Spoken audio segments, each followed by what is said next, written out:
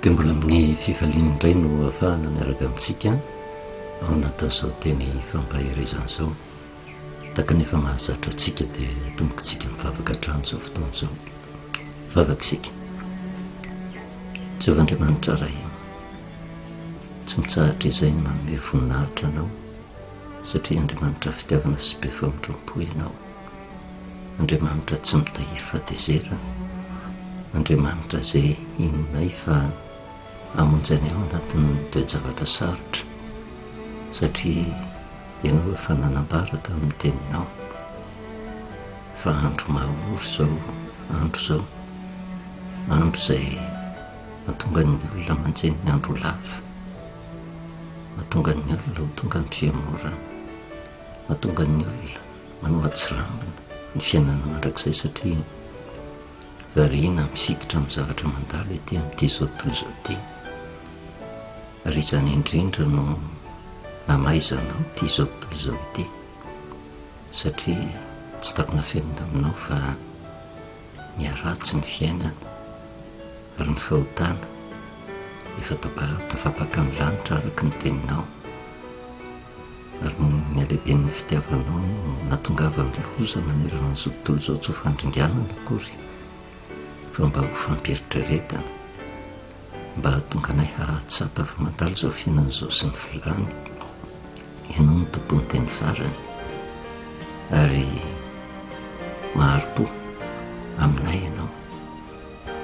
ka tsy tianao hisy ho very fa tianao ho tonga amin'ny fibebahana mandrakariva. Ary izany no mahatonga anao tsy mitsahatra fa maneraka ny mpanomponao, mba hahafantarany misambatan'olona tsiraray avy ny fampampiavahana tokony tanterahana milohan'ny hatongavan'i Kristy ny amin'ny rahany lanitra. Misaotranao satria tsy manafina ny zavatra tokony hiainanay ianao, dia ny fanahinao masina no angatahanay hiasa mandrakariva dia anatinay, mba nananay fanetretena tanteraka, ka naiky ny fiapetra rehetra apetraka ao mba handraisanay ny fiainana mandrakizay. Kanefa amin'izao androm-pahavelomanay izao mba hisiny ny tena fiarovanao, dia miteneniny indray Jehovah fa mihaino ny mpanomponao amin'ny anaranao Jesosy. Amen. Dia mbola faly miarabantsika amin'ny anaran'i Jesosy manonona ny fahasoavana sy ny fiadanan'ny Tompo ho amintsika mandrakariva. Efa ho tapa-bolana sady izay no lasa ity taona vaovao izay dia avintsika ity, ary tsapantsika fa tsy miandriandro ny fotoana fa mihazakazaka tsy miverina ary mindroso tsy kelikely makany amin'ny fataperana ity zao tontolo izao ity. Mbola velonaintsika ankehitriny ny famitram-pon'Andriamanitra, ary izay no isaorantsika lehibe ny fitiavany sy ny famitram-pony, satria na dia teo ary ny zavatsarotra izay nandalo ny ainantsika dia fantatritsika efa mamaly vavaka Andriamanitra. Mampatsiaro kely vetivety izay efa niresantsika tamin'ny farany, satria niresakitsika mahakasika ny andro fanavotana nanomboka hatrany amin'ny volana septambra, oktobra, novambra. Ary izay andro fanavotana izay dia ao anatin'ilay volana tisria ozy tsika, izay vanim-potoana hidiran'ny mpisorona be amin'ny hevitra masina indrindra, mitalao amin'Andriamanitra mba handrano fo amin'ny zanak'Israely. Ary Andriamanitra amin'ny vanim-potoana io dia mitady andringana ny zanak'Israely, kanefa no ny fisiany ny mpisorona be ao amin'ny hevitra masina indrindra mitaraina dia mbola mamindra fo Andriamanitra. Kanefa tsy andamin'izany ozy tsika, misy zavatra tokony ho tanterahany zanak'Israely dia ny fampahoritena. Ary izay fampahoritena izay, rehefa nidirantsika somary lalindalina, dia izay ny fampampiavahana tokony ho tanterahana amin'izao andro ankehitriny izao mandra-piavin'i Kristy ny amin'ny rahany lanitra, satria Jesosy mihitsy no mpisorona be mipetraka ao amin'ny hevitra masina indrindra ny an-danitra. Ary ny fataperany fampampiavahan'ny fanavotana rehefa mitsangana ao izy, ka rehefa miverina eny amin'ny rahany lanitra ary tonga ny fandravana n'ity zao tontolo izao ity, dia izay ny fataperan'izao tontolo izao, ary izay ny fahatanterahany fanavotana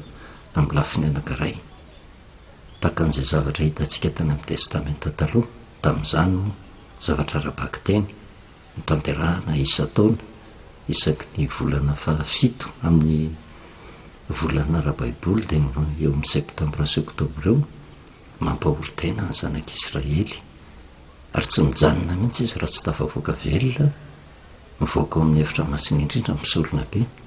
Zay mipirofo amin'ny zanak'Israely fa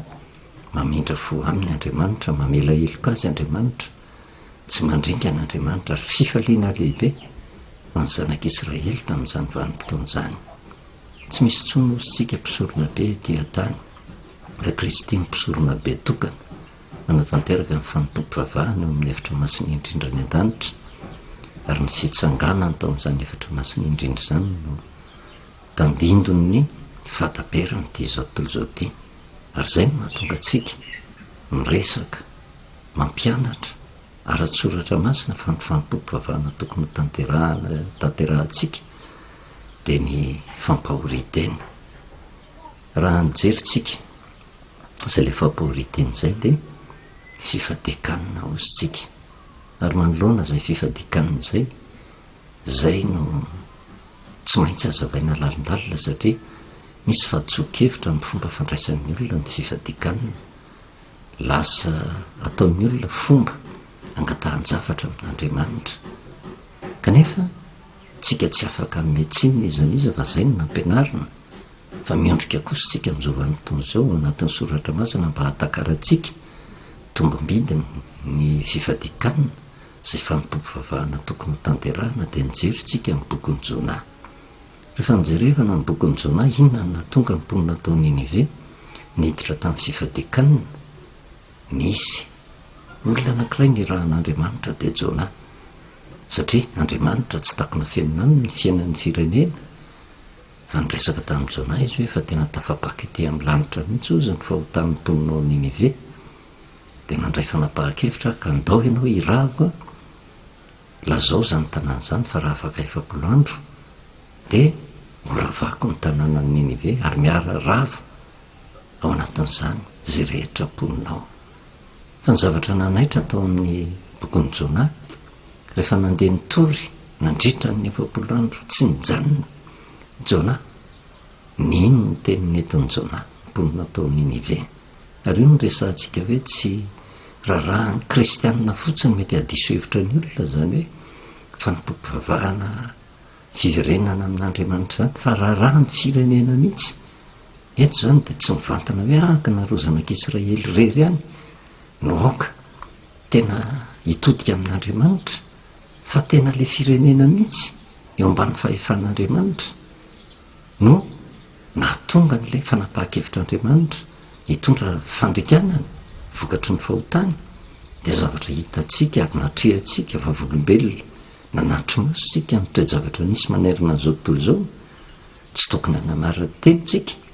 fa tena efa miaratsy izao fiainana izao ary Andriamanitra mahita fa efa tafapaka amin'ny lanitra ny fahotany. Dia inona tonga nyreny loza izay niatra nanerana an'izao tontolo izao ireny mba ho fampieritrretana ny olona mba hitodika amin'ny tenany ka anao taka ny mponina tao Ninive ino ny fampitandremana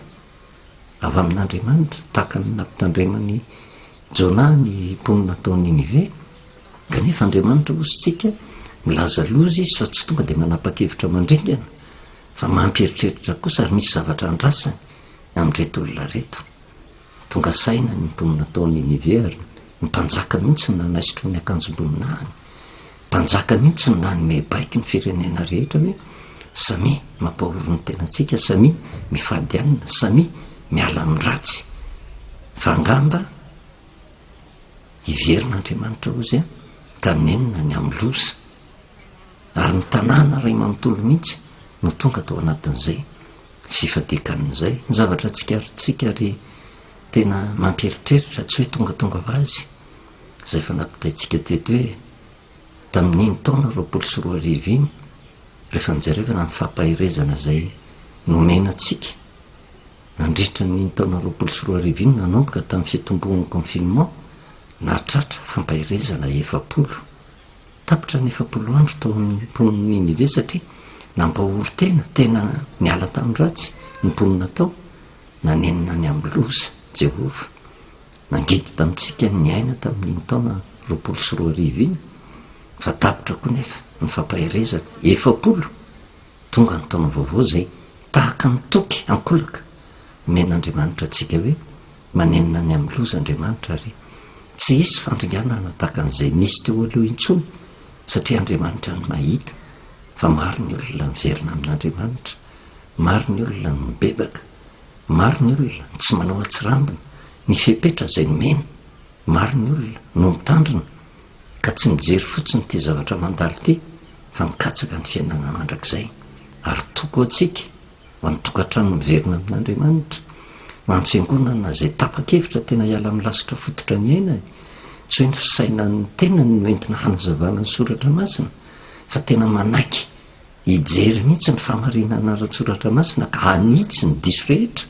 dia mamindra fo Andriamanitra ary ho an'ny firenena ihany koa satria tsy afa-misaraka amin'izany ny afatry ny tenin'Andriamanitra dia hitantsika fa manomboka miarina tsikelikely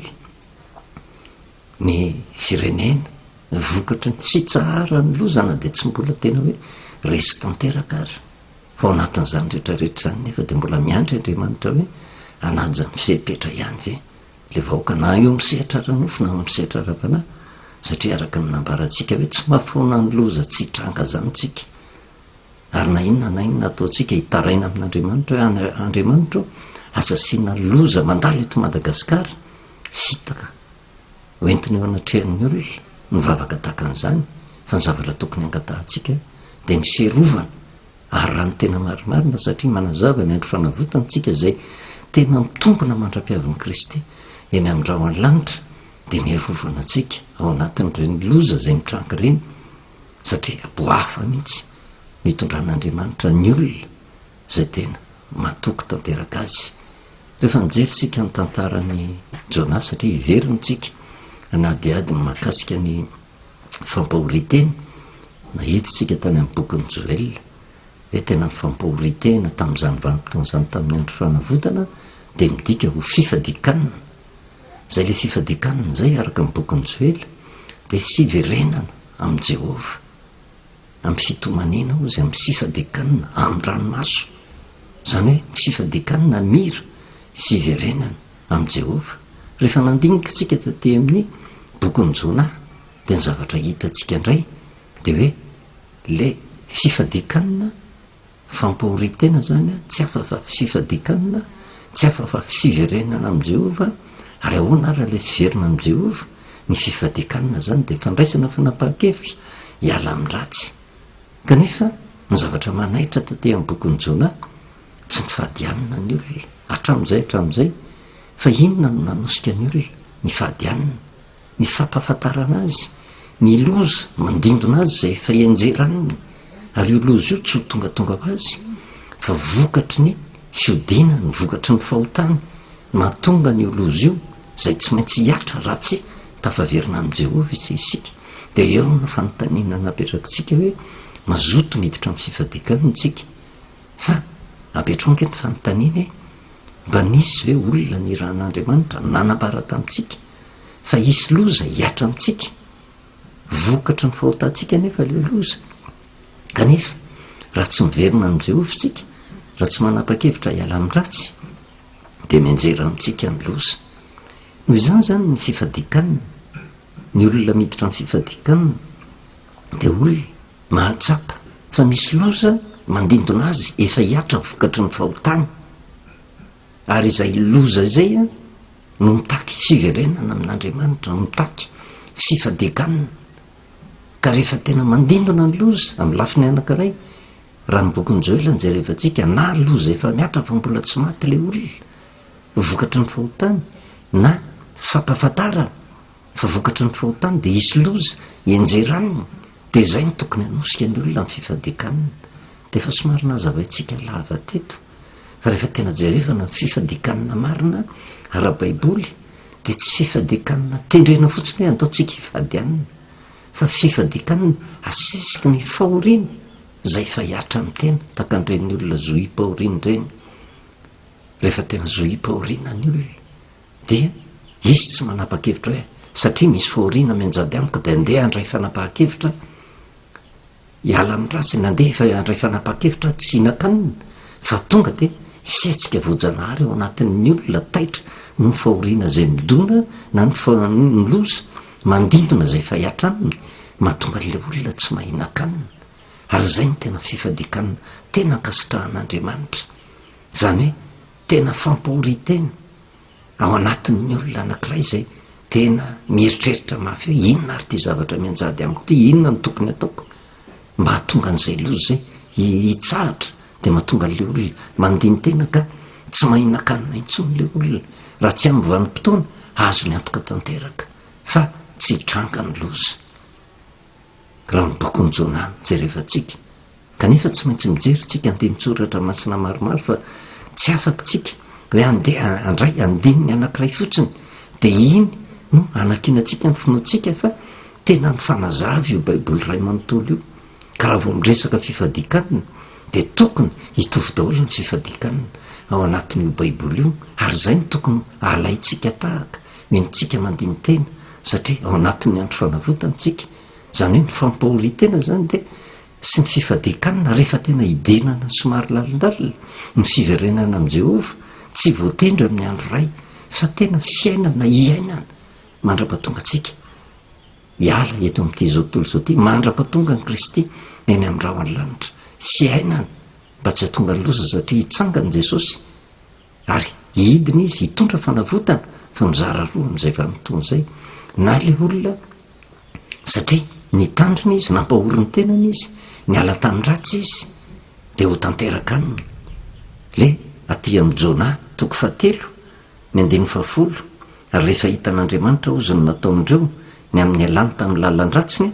dia nanenina izy ny amin'ny loza izay nolazainy amelezana azy ka tsy nataony izany nanenina izy ary eto amin'ity 10 ty eo no tiako hisaritana ny saintsika hamafisina bebe kokoa tsy maninona amin'ny manao tena verina aloha satria resaka tena enkina ny fiainantsika mandrakizay ary tsy vitan'izay fotsiny fa enkinany ny fiainantsika ranofy ihany koa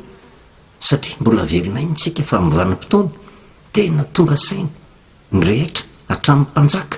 ka hatramin'ny madinika indrindra tapa-kevitry ny andeha amin'ny marina tena atoky an'Andriamanitra ny lalaka lehan'ny rehetra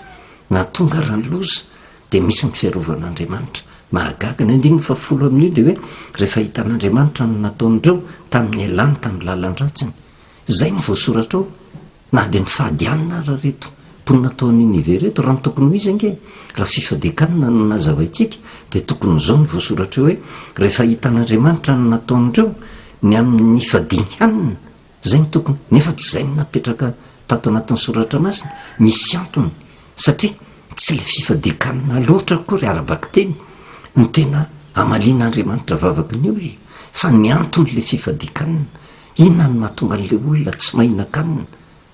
vokatry ny fahoriany no ny loza efa hienjera amina efa miatra aminy fa raha vao tsy misy an'izay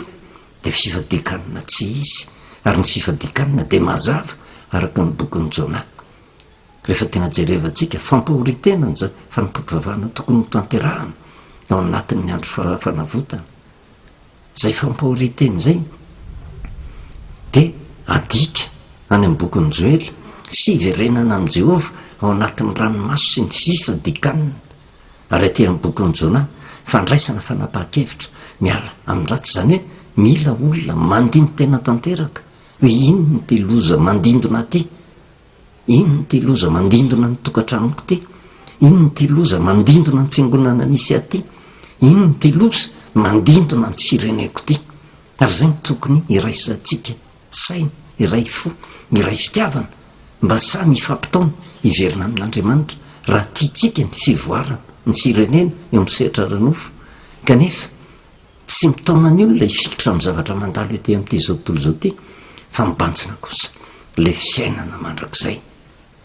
ao anatin'izay fifadikanan'izay nefa dia misy vavaka tsy maintsy tanterahana zay ambaratsika hoe tsy zavatra tendrena fotsiny amin'ny vanim-potoana anankiray no anatanterahana an'izany fa tena fiainana ary raha tena raisitsika arabaka teny zany fifadikan'izany hoe andeha satria kristy tsy mbola mitsangana eo amin'ny fitoerana masina indrindra dia andeha hifadianina mandra-pahafatoka ny zavatra hitranga dia mamono tenitsika tsy zay ny zavatra tena tediavin'andriamanitra ary mbola ho hitantsika moa any amin'ny toko sy any amin'ny boky sasany fa tsy zany fampory tena tahaka an'izany no ankasitrahan'i Jehova fa manakatra ianao ny zava-panahy no anatin'izay fifadikan'izay ary misy antony hoe matoa ny zavatra anankiray fadina dia tadidio ty teniko ty satria mbola zava amintsika ao ariana kely eo matoa fadinao ny zavatra anankiray ratsy izy zay kanefa raha apetraka amin'ny fanontaniana tsika malagasy sady mihinam-bary mihinana mofo misotro dite misotro kafe mihinana loka misotro rano apetrao nge ny fanontaniana manoloana reny zavatra mahavelona atsika raha asaina fadiana zany hoe miditra amin'ny fifadikanina ratsy ve ny vary ratsy ve ny rano ratsy ve ny loka ratsy ve ny dite ratsy ve ny kafe apetrao nge ny fanontaniana fa raha ratsy dia tokony ho vadiana ary zay ny nanakaratsika ny zava-panahy ao anatin'izay rehetrarehetra zay mahatonga atsika miresaka hoe le fifadikanina tsy ratsy le sakafo hoanina akory fa fietsika voajanahary ao anatin'ny olona mba ka mahatonga an'le olona tsy mahinakanina fa ny hevim-panahy ao anatin'izay fifadiana ny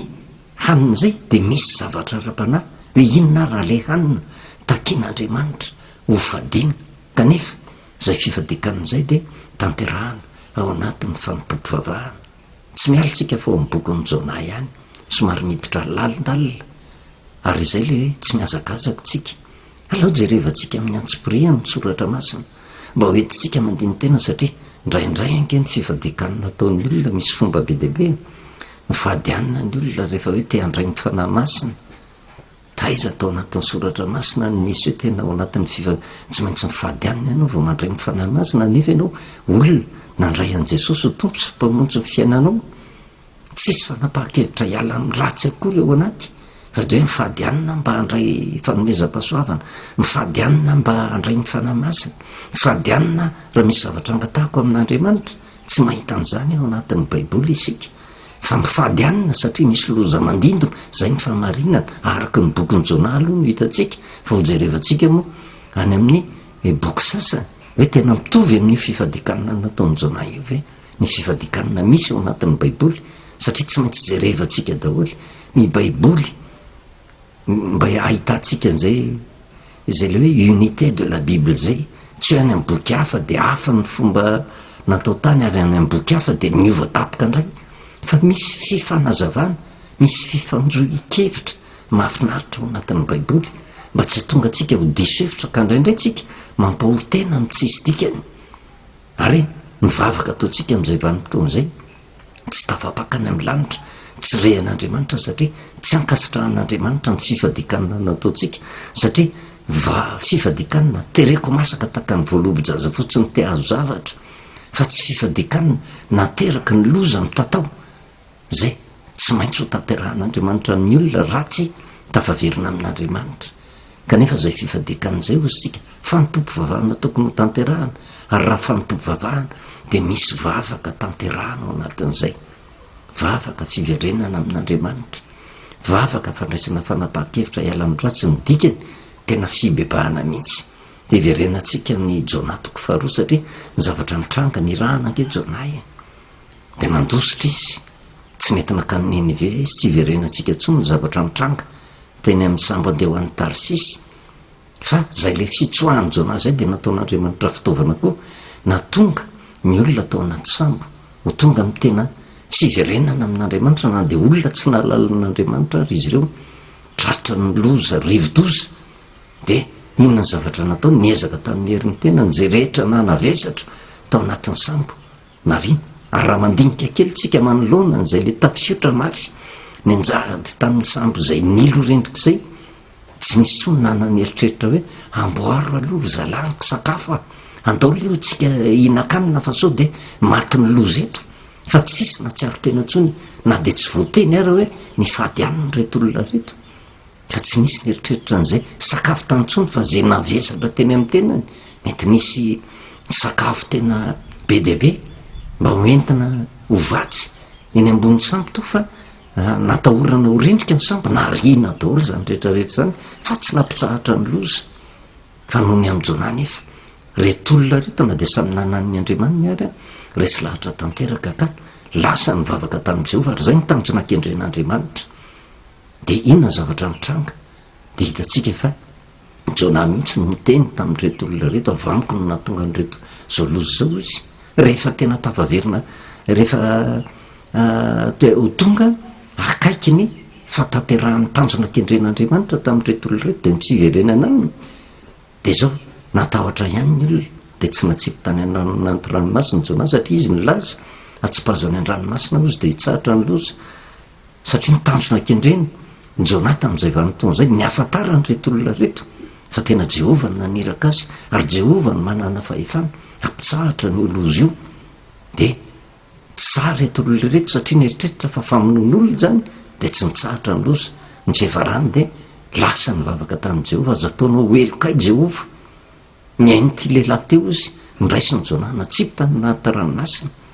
ary rehefa natsipy tany anaty ranomasina nitsahatra ny loza nideran'Andriamanitra reto olona reto fa ho jerevantsika ny toko faharoa inona ny zavatra niandry an'i Jona tao na dia tsy voateny mazava ary tato hoe fifadikanina inona moa ny sakafo hovidian'i Jona ao anatin'ny 3 andro sy 3 alina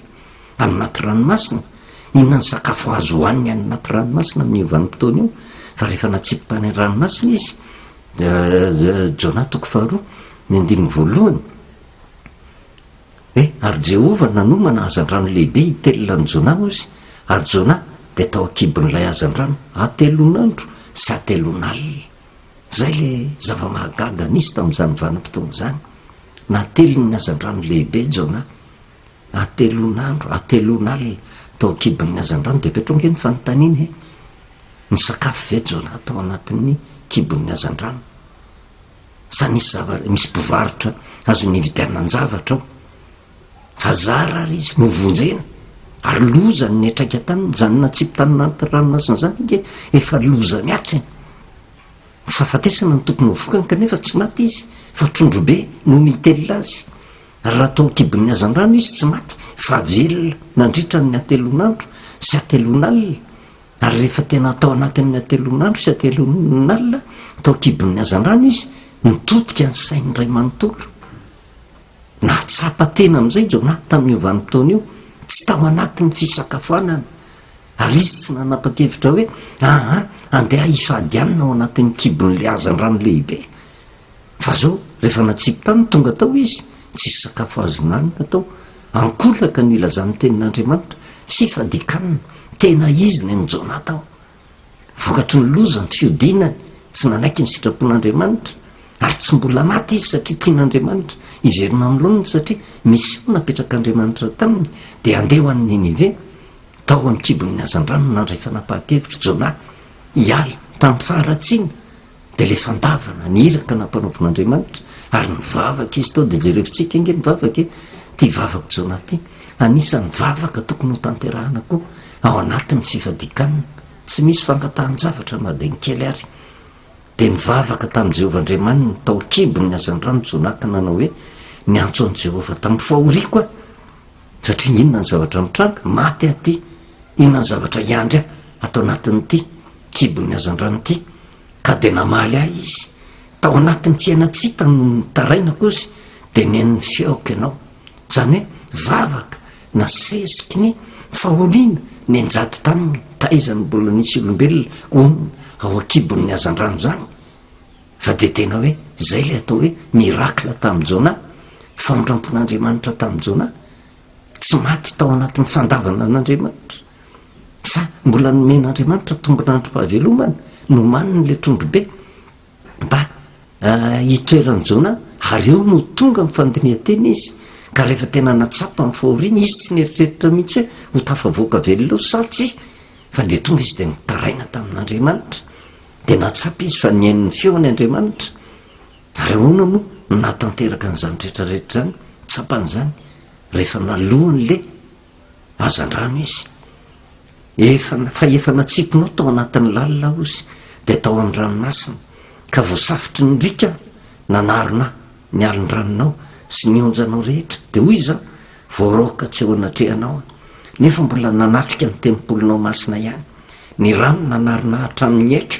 ny lalina name fiamanodidina ny zava-maniry any an-dranomasina ny singotra manodidina ny lohako tafalatsaka tany amin'ny fanambaniny tendrombohitra ozy ny hidiny tany na nidy amandrak'izay